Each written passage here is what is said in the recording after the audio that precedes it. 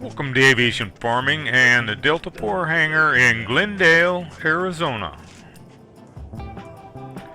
Today the Build Boss Dude is continuing the fitting and trimming of the windscreen. Marty continues working on wing support for the wing installation and gets the first one completed. As far as trimming on the windscreen, it's just a matter of putting it in place, seeing where the trimming needs to be done, and doing some marking, taking it off, doing the trimming, and then putting it back.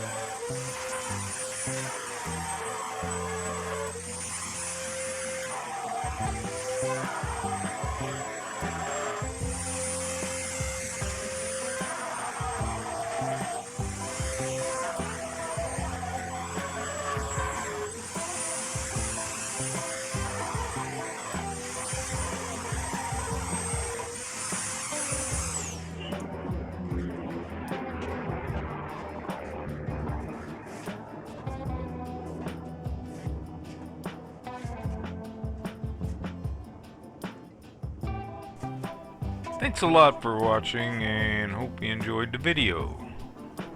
Please like, comment, share, and subscribe. Thank you.